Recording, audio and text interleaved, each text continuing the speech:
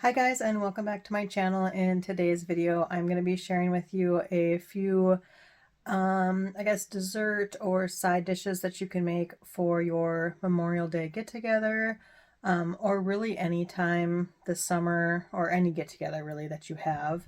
But for these I did have Memorial Day in mind, but of course, like I said, they'd work anytime, and they're all really good, and they're all fairly simple to make. So anyways, let's go ahead and get started. All right, so I am making deviled strawberries, and to make this recipe, you are going to need some strawberries. You're going to need some graham crackers, a piping bag with a tip, and then for mine, I am adding a little more festivity than what the recipe I'm following calls for, and that is some of this blue sanding sugar. And then the next thing you'll need is some cheesecake filling, and you can make your own just by using some cream cheese, some powdered sugar, a little bit of vanilla extract, and whip it all together and make a cheesecake filling. Or you can go the route I am going to be going with, and that is this already made cheesecake no-bake filling, and making life simple. So you can do this cheesecake filling either way you would like. And to get started, you'll want to wash your strawberries and then cut them, cut the green off, and then cut them in half. All right, so here are my strawberries washed with the greens cut off and then cut into half. You obviously make as many as you need for your party or get together. I am just making these for the sake of the video, so I'm not making a whole ton of them. But anyways, so these are mine. And then the next thing you're going to want to do is on this side, just cut a little bit off just to make it more sitting flat. And then you're also going to want to take some of the middle out, which I will share with you what that looks like here in just a second. All right, so here are them with I just cut off a little piece, if you can see that, on the back, and then I just cut out some of the middle there. And now they are ready to be filled with the cheesecake filling. I have this piping bag here. I grabbed this from Walmart. Another thing that you can also do, if you don't have one of these and you don't want to purchase one, you can do the Ziploc bag method, or the sandwich bag method, or whatever kind of baggie you have, and you just take your sandwich bag, quart size bag, whatever it is, cut a little bit of the corner off, fill the sandwich bag with your filling, and then just squeeze it onto whatever you're putting it on, in this case the strawberries. You can do it that way. If you want like a prettier, fancier kind of look to it that you can't get off of just cutting off the edge of a sandwich bag, they do just sell these individual things. I know at Walmart, and I'm sure at any other place like Michael's or something that sells cake decorating, baking, decorating stuff. But anyways, what I'm going to do is I'm going to fill this bag up with some of this cheesecake filling, and then I am just going to fill up these strawberries as I would with the deviled egg mixture. I'm going to do that here now. All right, so now I have my cheesecake filling in my little halved strawberries, and then you're going to want to take your graham crackers and crush them up until they are crumbled up, I guess fairly fine. And then you're going to sprinkle that on top of your strawberries. All right, so I have my graham cracker crumbs crumbled on there. And like I said, you can stop here for sure. This is kind of as far as the recipe has you go, but I am going to add some of this blue sanding sugar to mine just to give it that more festive red, white, and blue kind of look. Okay, and there you go. There are your deviled strawberries. And they are perfect to take with you to your get together for Memorial Day, or really for any time this summer. And like I said, you definitely don't have to add the blue sprinkles, but it does add a fun festive little touch for Memorial Day if that's what you are making something for. But again, just a kind of simple, easy little, I don't know, appetizer, dessert type idea for you guys. All right, so for this next recipe, I am making fruit pizza, but I am going to just be making little individual fruit pizzas.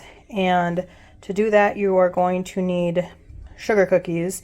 Again, I am going the easy way out, and I just did already pre-made sugar cookie dough that I just had to throw into the oven. You can pick your favorite sugar cookie recipe if you'd like, or you can do the route that I am going. Just bake your cookies just as is, or you can make the pizza version, which is just making your cookie dough and putting it out on a pizza pan and cooking it that way. Whichever way will work. And then you're also going to need to make another cheesecake filling. Again, I showed you how to do that in the last recipe. Just some cream cheese, powdered sugar, a little vanilla extract, mixed all together, and you have a cheesecake filling. Or you can just buy the already made cheesecake filling, which is what I'm going to be using. And then you can top it with your favorite fruit. In my case, again, because I am making this for Memorial Day outing ideas, I'm going to make mine with some blueberries and some strawberries, again, to give it the red, white, and blue kind of look. But again, like I said, any fruit that you'd like to top it with. So I'm just going to first start out by putting some of this cheesecake filling on top of each one of my cookies. All right, so I have the cheesecake frosting on my cookies, and then I have my strawberries and blueberries on there.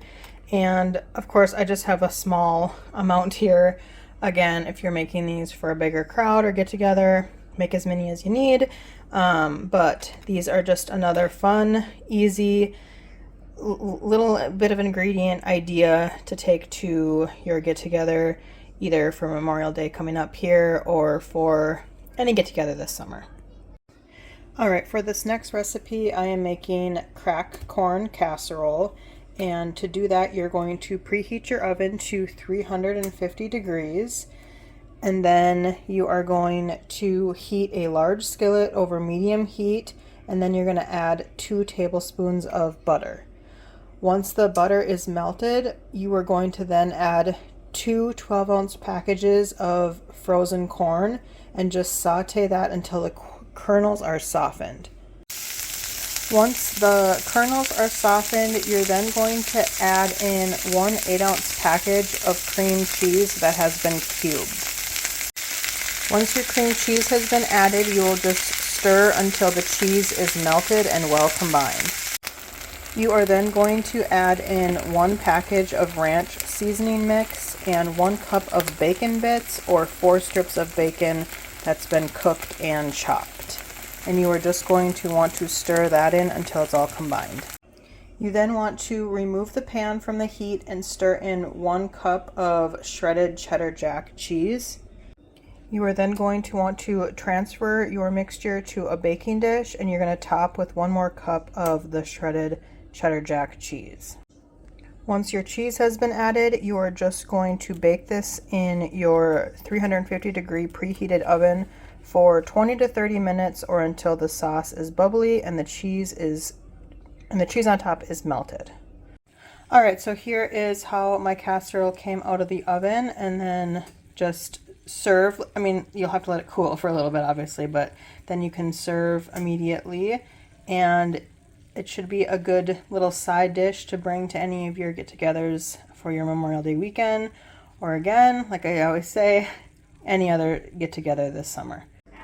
All right, so I am making jalapeno popper potato salad, and to get started with this recipe, you are going to want to rinse 3 pounds of red potatoes and then chop them into small uniform cubes, trying your best to make sure they are roughly the same size, just for cooking purposes, so they cook evenly. And then you will mix the potatoes with 2 tablespoons of extra virgin olive oil, 4 cloves of garlic minced, 2 tablespoons of dry ranch seasoning mix, and 2 teaspoons of pepper. And just when you're mixing this all together, just make sure the potatoes are evenly coated in your olive oil, garlic, ranch seasoning, and pepper. All right, once your potatoes are coated, you are then going to want to place your potatoes in an air fryer basket, set the temperature to 380, and then cook them for 15 to 20 minutes. And you're going to want to shake the basket well when you're about halfway through for even cooking. And then depending on the size of your air fryer, you may need to do this process in batches. Or you could do it the way I'm doing it, and you can roast your potatoes in the oven. And for this, you're just going to want to do the same thing. You'll cube the potatoes like I have here. You'll place them onto a baking sheet. You can line it with parchment paper or aluminum foil like I did. And then you'll bake them at 425 degrees for about 45 to 60 minutes.